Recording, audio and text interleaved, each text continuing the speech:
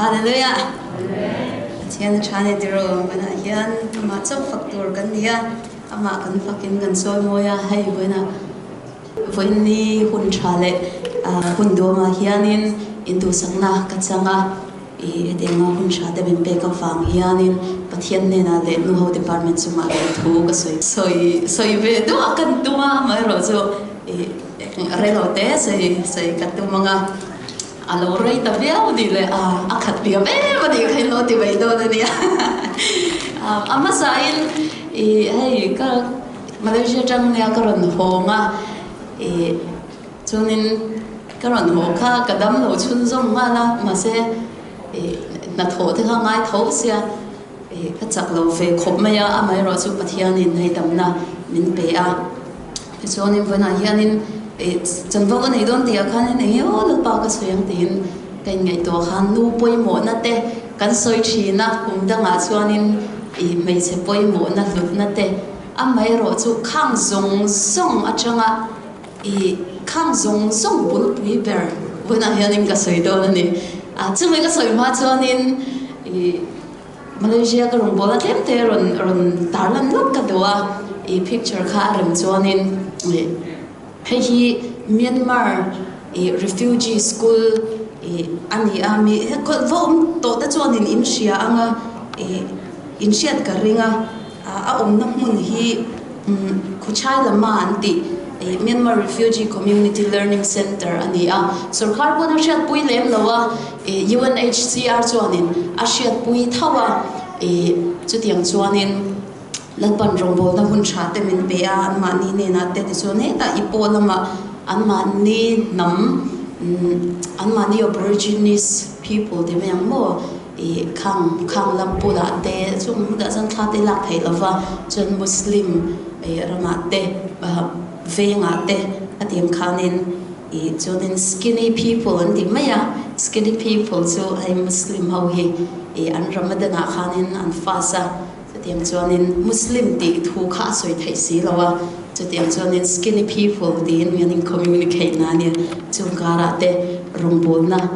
lakpan hun cha te min pia hei karon tar chuan chan chu enge ti chuanin thalai te po ni se rombol na hun tur hi atamani missionary ava pen chuan na hun tur hi atamani so long term care ani lawa organization va join care ani lawa ai kan hun kar ni kar thum po va pe ila helai rama pathian in min shoi thenga le khathiam na te sap tong thiam na te min pe ya khuta kan chun na te kan thok theya kan sum le pai mang te khanin khani thathume mo kar ni kar thume mo va in voluntary la hey rombol na mun turi atamani so no pangte vazir tir na mun turi atam lut to kani so aba ka pathian ina min ron shuai chuan na ram ani awangin hela ya hun tha kan changa good opportunity pathian in min peya chu belet vetur hian riroi puang o ka thalai boi da bo wena hian ka ron tar chuan chan tak chu ka challenge do choni go there and serve there's so many places to go and hey miso helai muna cholo po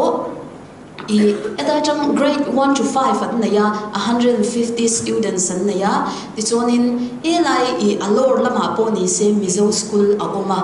chonin mun danga po keima ni refugee chin community lawa po mun danga hian rombol na tur atam em maya chuta chonin kan hun lu hi se lalpa tan itinge lalpan mal min som na hi ka pe chua ve thayang ti in rilrupu in helam hi ingai tua viang u chutiang hei ringlo mi te pon an pen chua ka ni mo itinge hey volunteer de an ring ani chu chum lo chat lovin an ron kal thati thathum te an ron oma an mani nanin tuma ti chon an hol le an nan va thoka tiang khana chen chu ring tu ten nia chen chu ring lo mi te pu an ni engtingi hing te hi an ron striat thaya ka ti kan shebik lo ti engtingi an ron shiat po kan shelo amai ro chu pathian hian mi lo tir zel mi ati chu tianga ring lo mi te pu pathian ina aron tir lu chuan kaini kan har sat na rama changa min shuai chua ka heta enge kan nei sum te thok chuak thein min siama vazir tir le thein min siama ni chuta chuanin ipin chhuak ving u te hi wana hianin karon soi dowa chuni chuanin keima rong bom na lam beka an kanila ai last picture coming of show theng off is in hai commission rong bom na hianin e tun hi ke pon professional ai partnership development ka ti me ka keima e kalchua ve theina turin e machine thana chom tu te kan mamoa rongbo pui tu te kan mamoa tuna hianin 12% chia hi kalam moa e hi ka progress chu anani rea nakuma hianin chua beiseina ania tuna indeilona ana ema mi e chiangraya chian chung ko pani an oma pakhat chu damlo na wangin an ron ho anga ya isuanin pudemate chu no ba chau kha ania i an school nen in deilo na na ema i thei phei zon tu na yanin ron chuk to mai la kan duwa an tia ting khanin i amai ro chu helama i enge kemi development partnership development hi kati angai si a ka chu ve thei nge na turin in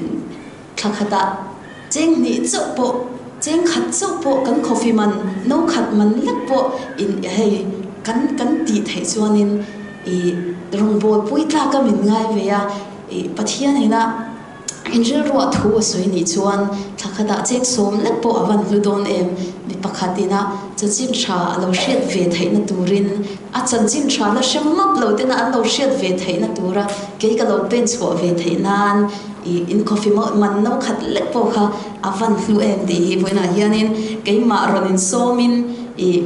partnership development karon tive top mai ni chu an kaushana i lapan hun thate min be a karon am lokani kha kha karong bol na ni se lapan hun thate min pe thina i lom thu ka soyen ni na po lom thu ka soyen ni a khongin kan ding thengem kan e kan thore to bokam tin sak thengem o harsana kan nei lo chuan an lo chung tra yange latpai thanna vain lom thu kan shila che isu voina hen kamamu che amen ron din puyang che kan thinlunga emal thinlunga hian na lo thokla tharin thulo so in I tharau min pol thar leang che isu krista mingrin la ne amen dan chutaya kadome a sore lo tuma ka in time e tumang chuanin kalzung zung kan tumange amai ro chu ei kan thalai te ne no pang te nen kan oma wangin elai rama chon trong pan ni hi angai thina e sak trong te kan ho telani chuanin nu le pa te pon ngai lo lama mi lo ngai sak lo ula kan hriat thiam theina ni tur phot chuanin te in thanem hi ka ngai ve thin sia chu wang chuan sak trong ka in ti thiam wang ani lo ania ke pon ka zir chho me ka ni ka soi voina karon in po cha hi zona zo ma sak cheu ka dowa ril tram le tuk hian enom to thinem tui hal le tuk hian kanom to thinem kan rila tram chuan te ro when have you ever been so hungry and thirsty and while we are hungry we eat whatever pieces that we can find richa kan kala kan rila trama nep noi kan mu apiang kha kan pana kan ei mai thina ni hero kan pum ruak ti khanan chutiang chuanin kha chu khanin reilo te atan chuanin I min ti puar mai thei amai ro chu kha kha kan chodu tak ani lawani chu kan ril tram le tu kan khur ti re nan chuanin bu keima ni tan chuanin we need rice for Mizo people ma Chin people chuanin you know the food may satisfy us temporarily but it's not complete chutiang bok chuanin pathian hianin real tram le tui hal ture min siamani God created us to be hungry and thirst that's how our body continues to live chu kan taksa kan nun dan po ani we need food and water to live that's our physical appetite kan nuna hianin chole tui kan nun thainan kan mamu ani chu kan taksa ril thana ni zona chu enge ni ta ti chuan what satisfies your spiritual appetite it harau ril tham na kha ein nge thun khat vele Do you even have a spiritual appetite? Do you have a hunger for God?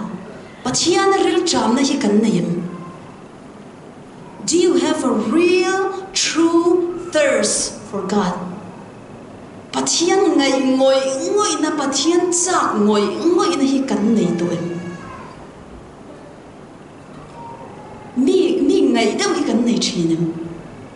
Mi kan ngai chung kan bial pa po ni mai thei kan nu pui pasal po ni mai thei kan sin chuin kan chung te kan fa te po ni mai thei. Have you ever longed for someone?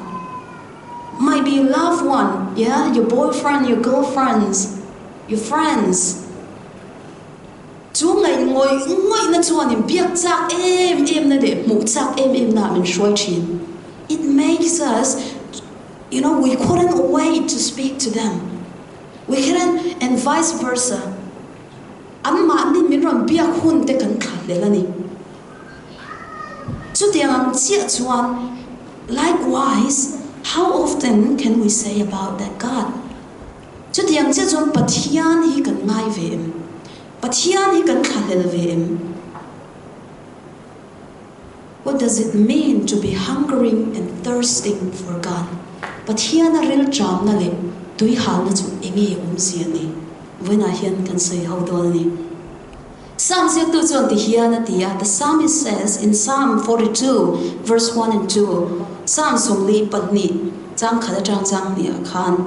sakhi luite tui cha ka a tho huam hian o pathian ka nun na hi nangma chakin a tho huam ani ka nun na hi pathian chakin pathian nung chakin a tui halani engtika nge pathian ma ka thlenanga ka inlanang o King James azon ti hian atia luite tui cha ka sakhi a tho huam hian o pathian ka nun hian angai chi ani kanun hi pathian ngain pathian nung khalelin atui hal huama ate. In Psalms it writes like this: as a deep pains for a water brooks, so pains my soul for you, Lord.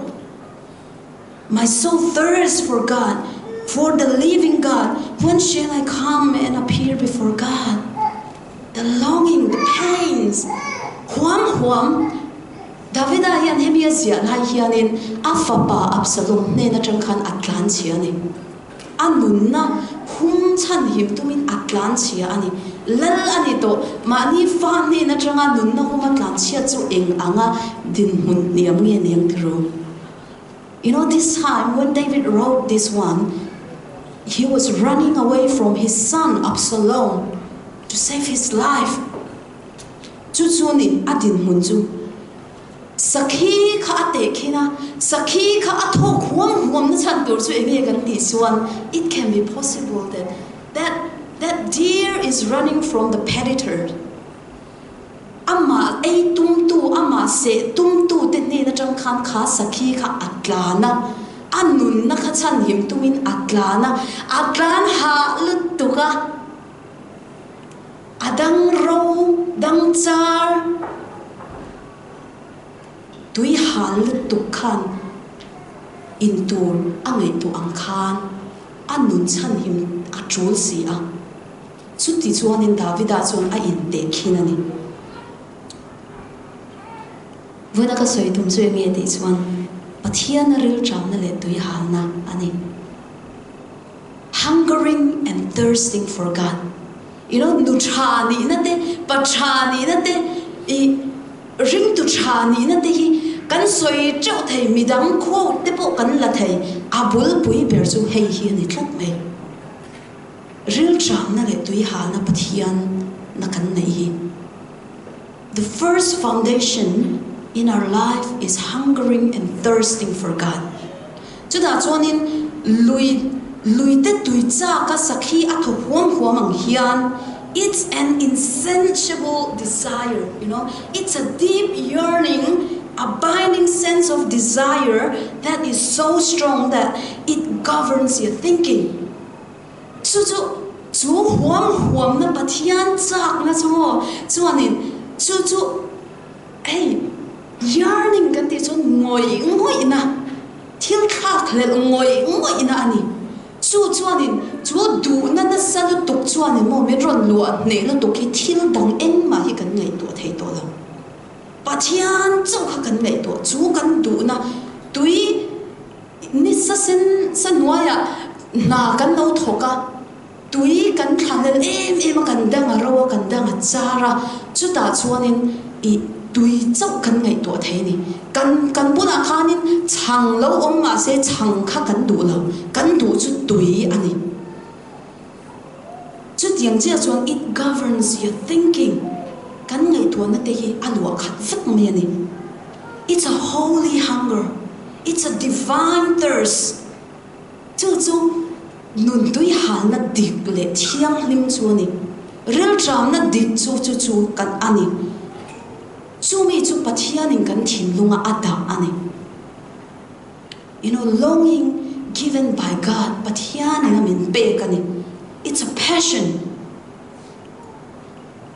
So real tram na le tui ha na chu engtik huna nge kan nei thin. A then chuanin kan pian thar nuwa.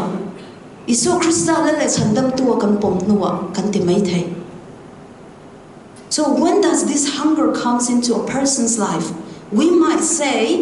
when we trust Jesus Christ and when we accept Him as our Lord and Savior, we might say that. But I believe it's more than way before that. Chumi madik chuanani,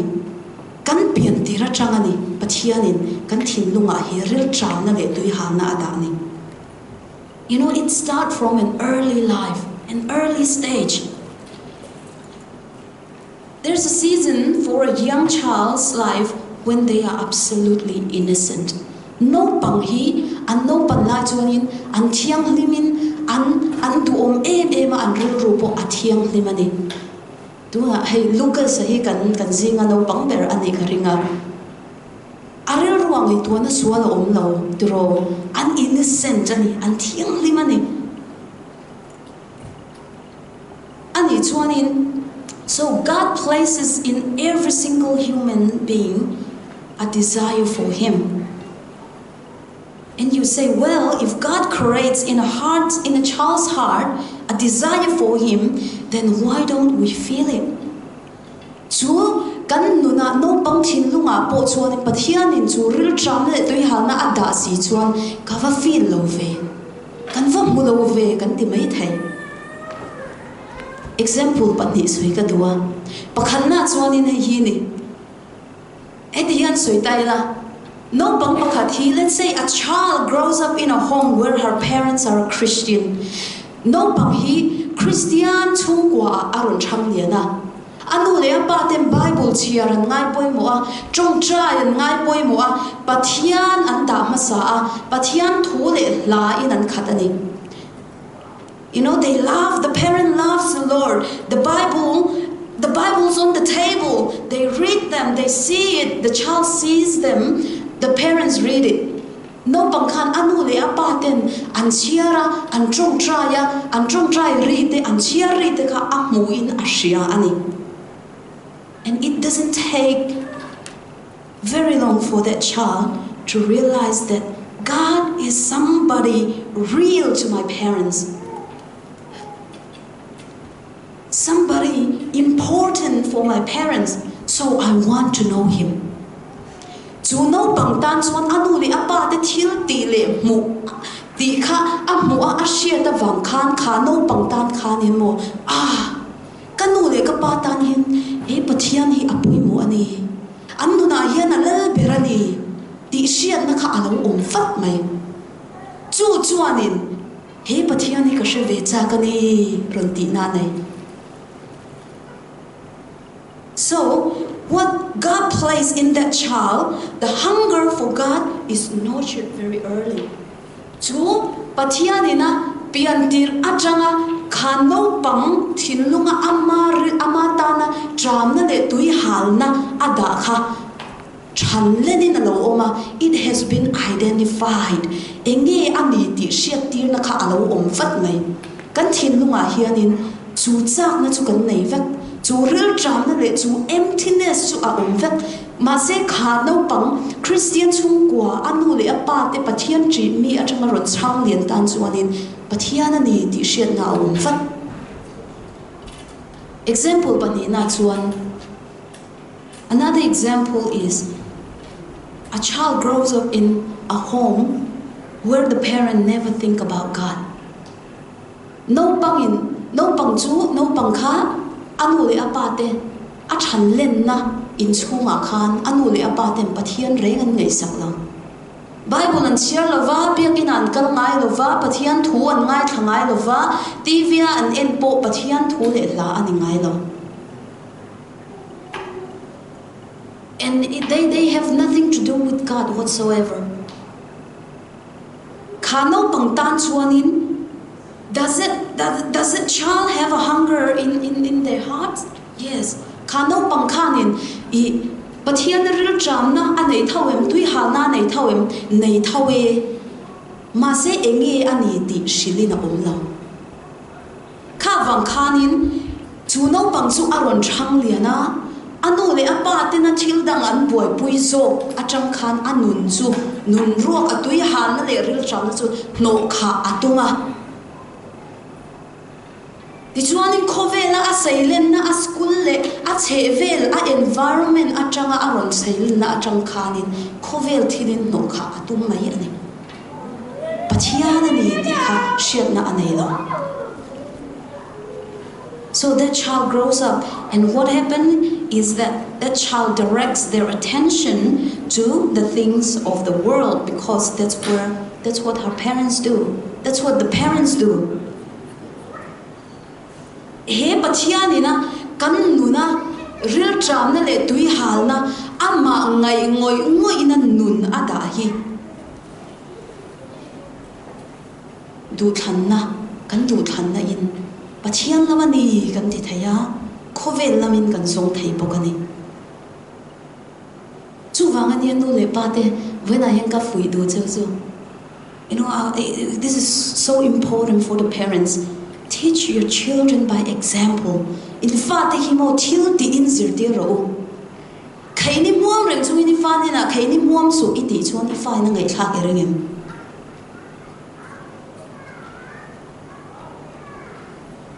biakina kuwa kan ron laluta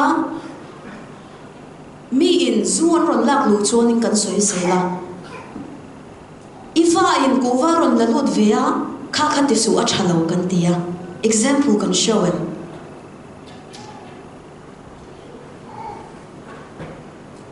Thu kan soi vak hi ni lo kan thil ti so hi ni. You know, it's very important to teach your children at a very, very early life by example. No bang te an ni atang hianin kan sir tir so tu kan thil ti reng hi no bang hian an lo en tu na ni. No bang chia kan ti hi am puitlin nuwa puitling chia iti na chan chu mo no bang chia iti wang kha nia no bang chia ni lovin no bang an ni na angin kan ko muin kan zir tir zo tu rani kai po hi ka testament lem den so hi la zumun na sailian kani ka te jang tun thleng hianin zurim hi ka sha thai achan chu zu thor dan bo ka thiama zu in mi te om dan bo ka thiama zu an inan rim chiat zia bo ka sia tuk tin zu rui hau zun hing rim kona hian ka then fai se angai thin Sunday school kalna hun ka nei lo atam zo ga chung ka nu hianin kan lo me ro min ti hian ka chok thin now ka puwa ka ngaya achang jan kan zu chong tu de ka vil la ngaya zon lo in lo kala no pangani mo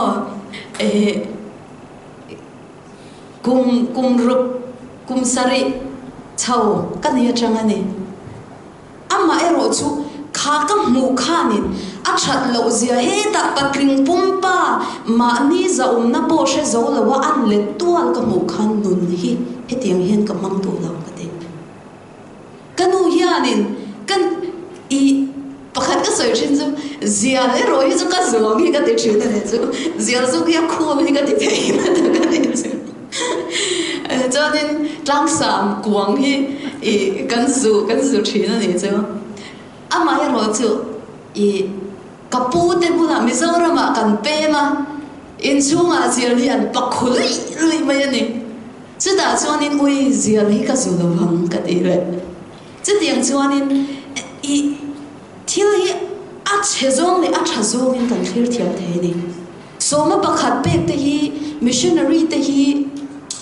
pathian min ko na chan te kan ko shanan soi na hun te kala nei lo wa ko shan da nga jong ka soi to wa hey pathian kanu le ka pa te hianin ka soi mol pho na ni su seng pathian ro puina ka soi chu na so kan ya zu kan zor lai pon se soma pakhat pek da min zir tir chuang lo mission hi enge ni pastor hi enge ni ti min zir tir lo amai ro chu thil pakhat wang ani ka trong trai na ma saber bo lan pa missionary a min mang che ka ti na chan po missionary enge ni ti ka shelo chu min ka trong trai na mang kham pathian ni min ron ko ani atu ni chu mi chu enge ni ti ka ka emo chu kanu hi anin bel patni hi da thina ni hei hi soma pakhat hei hi mission sung ti in zu kan chon lai pon ada kha min sil chuang lo ma se ada lai te ka mu khan kha khan kanu na thu soi dei ni soma pakhat ka pek ve ngai ni enge ni ti ka sha chuang lo ma se ka ron thang le na kha ka mit kha a le ka mit mu a om tlat mai ani chu wang chuan kan fa te hi no pang chia ti lovin no pang chia mai mai man sha thiam chong lo men huma se poi lo ti lovin an poi tlen huna poi tlen chia tin ko i du lo fa chia tin ko i du lo chu wang chuan no pang chia ti lovin example nen in kolro help them to know who God is pathian ni tunge ni ti mo ti ro pathian ni inuna eng anga poi mo nge ni ti mo ti ro example ani I trong trai ri asia te kha I fa tan hian awat khamon thak tak em trap zoi nan pa ta na big tin pa tu mi pa trap pe hi chu mo ru khoi le zol sin pi ro mi pa no te ang mai pathian ma a ka pa dia am trap zoi mu pe chon mo avan limam tak em ru hi da masin chu wang chuanin kan example hi ni thu hi ni vak em lo chu da chuanin Isaya bung somni pathuma chuanin chang somni pakhada enge soide chuan kata na ka siam hen mi te hian min fak ze langate you know in Isaiah 43 it says verse 21 these people I have formed for myself they shall declare my praise. We are created by God and for Him. But hian ta na siam kan ni a ama siam kan ni a ama ta na siam kan ni. Ama ta min dua ama faka choi moi tur min dua ni. Ama thu zong tur min dua ni. He created for us and He won us for Himself. And He wants Him to love Him. He wants us to cherish Him, to honor Him, and to obey Him and to serve Him. That's why we are here. He kovela yan he chu kan chanani. What else did God create you? In til dang wang in e pathian yan min siamang. He kovela nuam chen tu ringot hianami. He kovela yan is it just to enjoy life here? Can we enjoy a life while can we be a Christian while enjoying this life? Absolutely. He kovel la yanin nuam chen jong si in Christian rim to tha kan ni thayem kan ni thai te meu mai rim to nun hi har savio tura kan ngai thin kan chung chen hi da ya kharau ra dai kan so thina de ro adai rai ngai lo masi pathian hian min siam ani amata kani amata na siam kani ti in shiata chu tui hal na ya nang shet sir le zol chi ka duani ti a tui hal na nun ne na kan kal chon nun hi anuam ema rim tu nun hi mo a she om lo re a ha thak lo re kal kap nun hi ha thak zo he ta lam song sami concert ani lo concert an nei do ngante kan khele do la kan Melbourne khotlang zo mo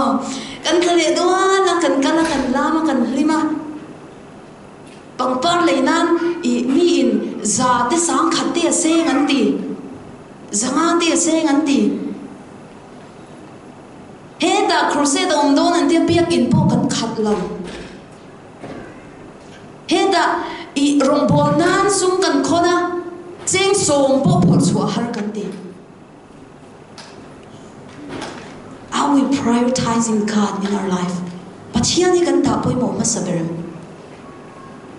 chapzar gut kan mang le don num chen a thai ma se kan ngai ka kha kan nu na apoi mo perem is he really the center focus of our thinking kan ril ro yan pathian hi alal berem akhatem allah ya hian o men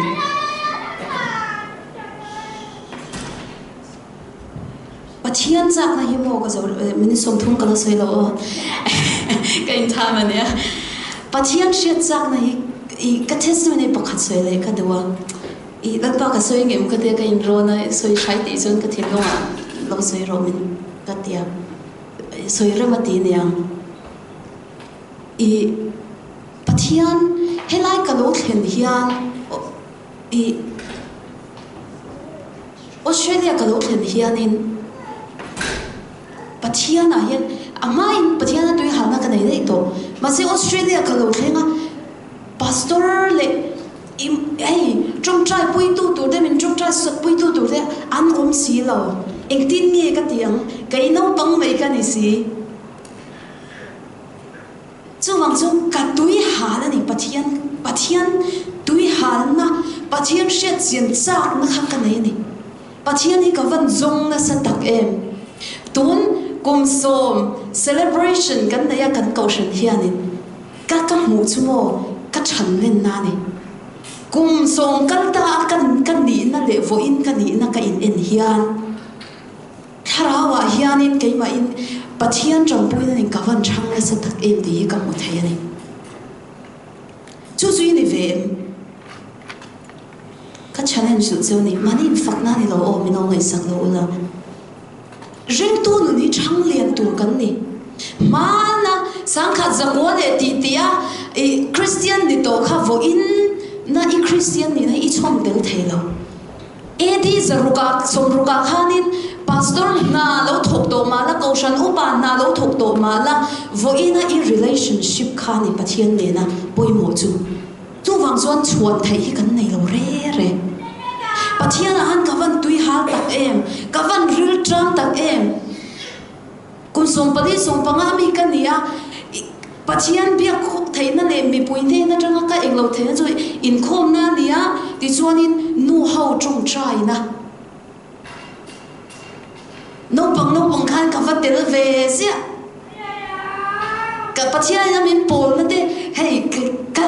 thiam le ka share chua ka ni chu pathian ka ril tram na le ka tui hal na ani wang khan ka pok chuak hian donin ka sia za pok ka don lo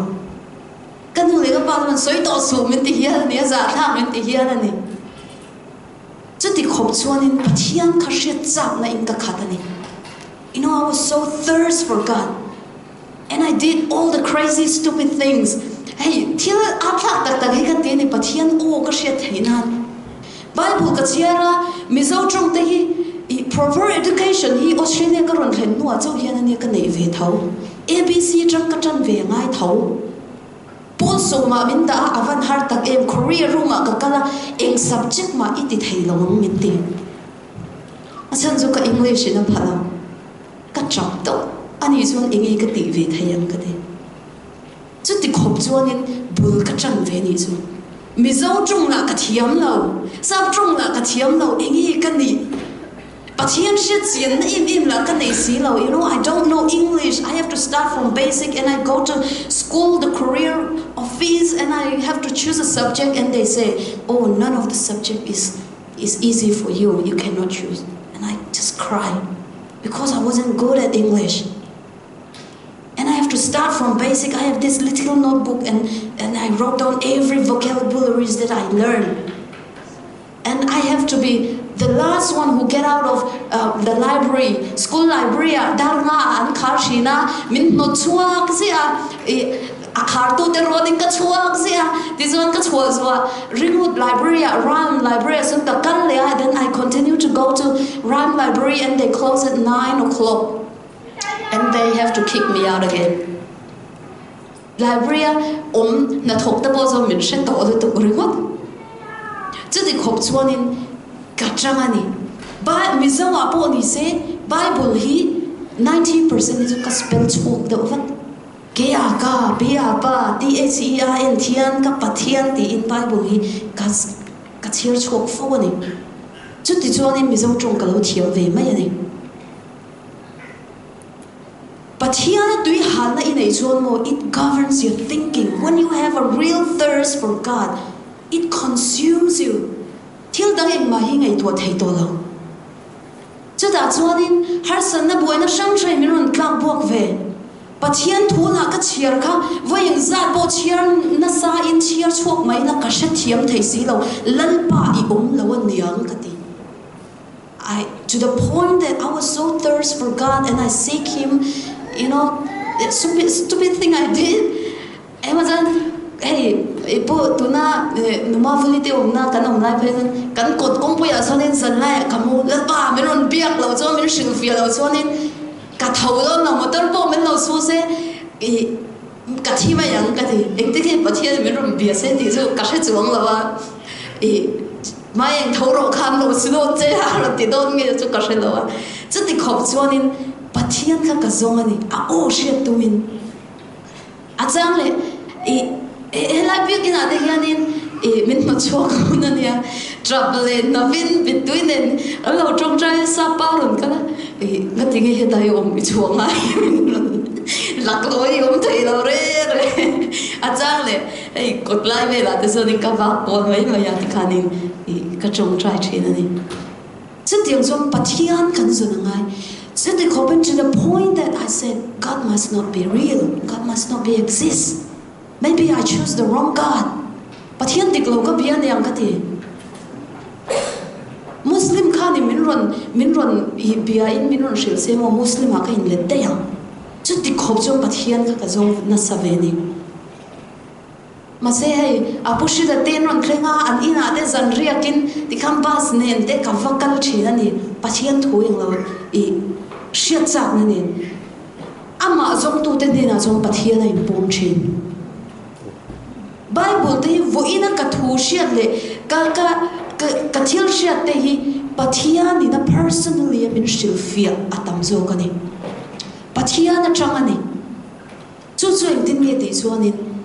kan mi da phut lip la tha ang mai hi pathian in kar ka tharau min ron ti far saka chu enge te chuan trong China po ka kal du to la ka bei dong to ka mi shing thiam na zong kan pathian ka zonga ka bei dong high school ka kala chuanin heta ka thua lekha ka zir zo kang ka ti textbook kala ma se ka sira Bible thu ve ran kha ka musi chiro ai zon ka te ka la ma tha ya kha ka chir ni ka chir chi she thiam tum pot ka chir to lo thiam lo ai ka ti ni ma se khata khanin kan chir chu mo kam mi ta pholi plang hian as if something fell off from my eyes. I understand the Bible that I was reading.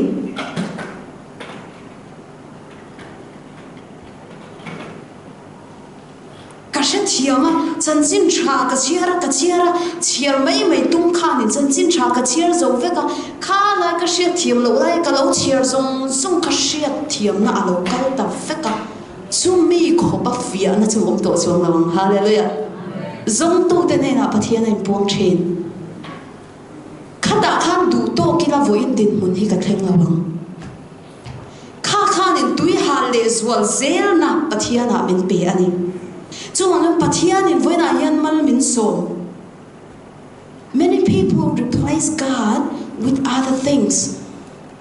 ete kan ke mani context a kan in relate anga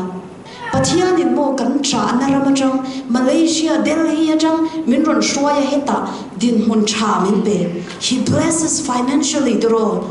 motor I kumsong kal ta kha motor I khal thayang em ti ngai tuang hayem motor pani pathum I ina I hung ti ngai tuang hayem I har sat lai pathiani au na sat na le helai ram I ron thlen tira pathiana I lom na thin lung kha voina hian ananga yem Malaysia ka vakala duro thu soi tu rim intilal pa mizo ko ra in khashun nai ka khat box ya asan chu he ta lo kal to kan ni box ya a nang chu itan soya ol lom I kal thleng dei to lom min no ti te ka thlau sia la pa ege ka soyang soi tur ka shelo ka ti ma se chu ta chuan mo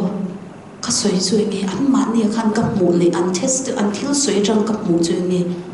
pathian kai ma ni yang pu khan ram tha zo be sa ya kal cha ka clear le chung chai an ni ma se khami ringota kan top chuan ram tha a kan kala cha na a chang voina hian kan room kan chapem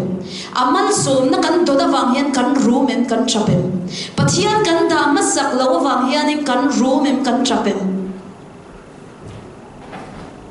kan din mun nge kan kharau din mun nge pathian kan ril tram na le kan tui han na hi ala nga yem a al zel turani I atoba khar to do na nga pathian a ril tram na tak kan nei chuan ege thlegang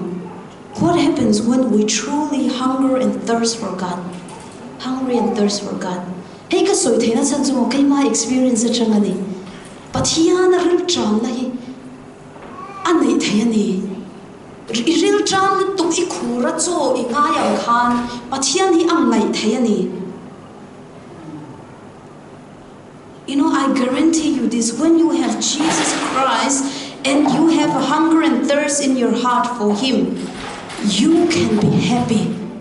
In situation apo omma la pathian in nei phot chuan pathian ril tram le tui hang na in nei phot chuan eng din huna po lo ding la in nu panuna po har san na lo thleng ro se nu le pa fa le pa ai nu le pa le fa te in kara po ni se eng situation apo financial apo ni se din mun lo ding ma la lom na hi nei thawang lom veng na hi ong sin chu pathian a chang ani pola khan I shem din mun she om lut tuk a chang khanin eng wangin ne lom ro ka tile pe thinang lom ro atia lom fo ro atia ka lom zelang ati theina chan pathian a ril tram le tui ha na anai zel fang lo le chu lo chu ni se a thai lo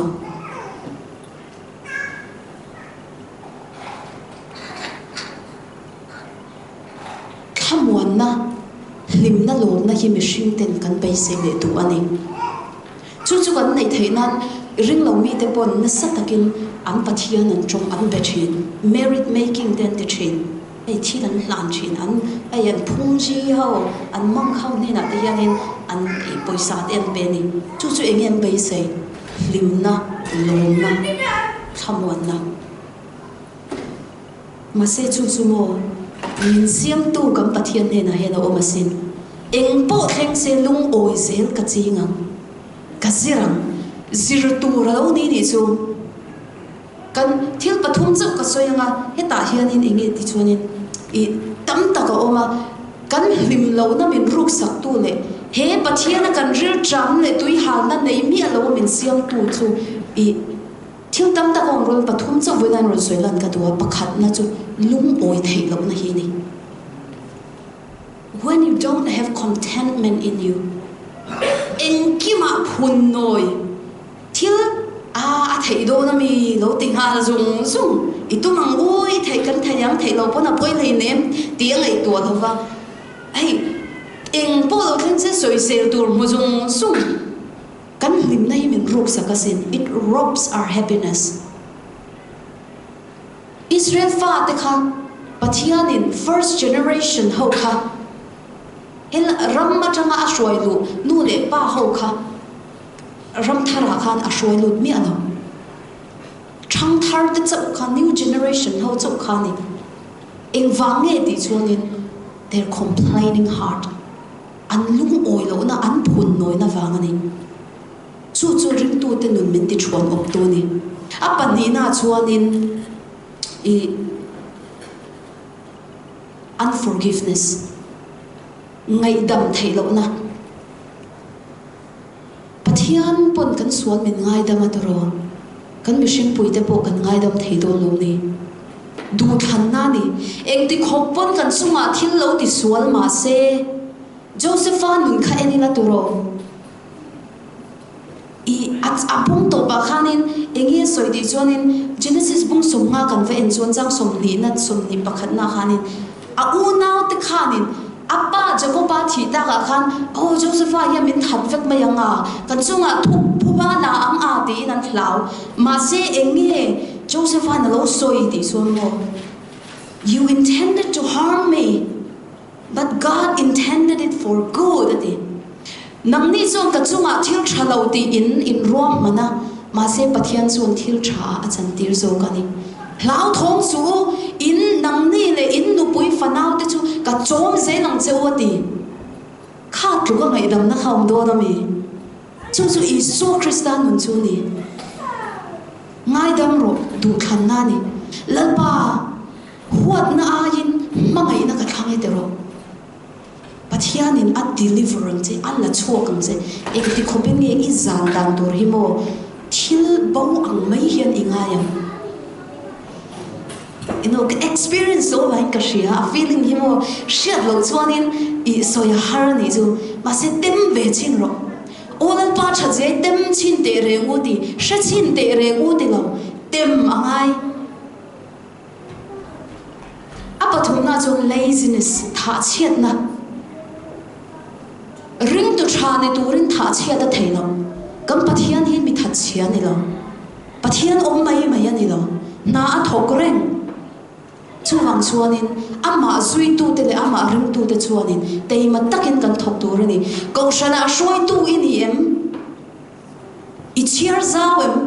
lekha ka thiam ve lo tia I top mayem I shoi tu ni na kha circlein kan ti dan china lom ti in ikal kwal mayem improve itu mem kha I circle atran khanin kal chho itu mem if you are a church leader or any positions learn to improve yourself kai po mi zo le khapu te ka chiar ka thiam lo hi ti ka ti tam zo ka ni kan ka pe lo ma se ka ran khan hi ka em leo cái ngay thế nó này hay ít hẳn thế mà sẽ làm cái cái bậy lỗi nhưng cái làm lười trên cái bậy lỗi gần tiếng ai trong trai bậy lỗi thì cho tiền lười rồi sắp cho nên nghe thì pray the hardest when it's the hardest to pray đi a har sắp per lain trong trai nó sắp rồi đấy to tak da chan cho nên hunger is a progressive pathian a ril tram na le tui hal na hi mo voi khata a top mai lo voi khat chau na ya ral mai ani lo du tok mai ani lo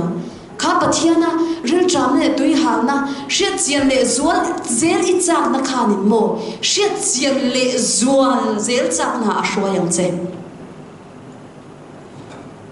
it's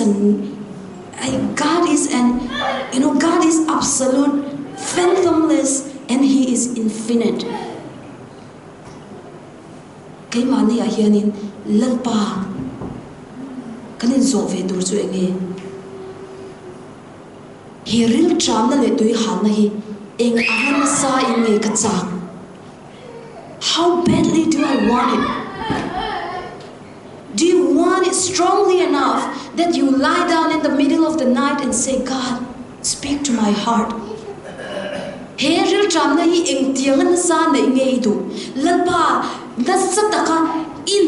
nei idu chon zana po ni se lalpa ka thin nuwa hen thuron soiro lalpa kan nuna hianin enge in thak ngai lalpa min en chuak la nang ma atanga chuak ni lo reng chu min la po sakro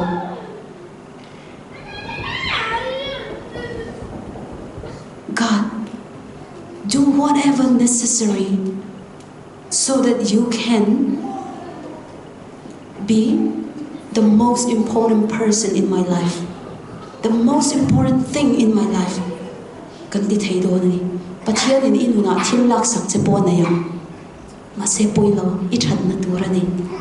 pathian a hin I tui ha se lang I ril tram se lang nu thaber ni na chu chu ni kong shon shuai tu thaber le finger ni na chu chu ni abun chu pathian ni a ama ril tram na tui ha na kan nei zel chuan chu min shuai anga kan man in kim chu min phushu se lang a thu na pan ma som ro se te se ga duwa lama I kha ro ile mai fastona kanum lai basin kalbang hanga lan ten riaka missionary ni kadu ni kha asoi cham chi ni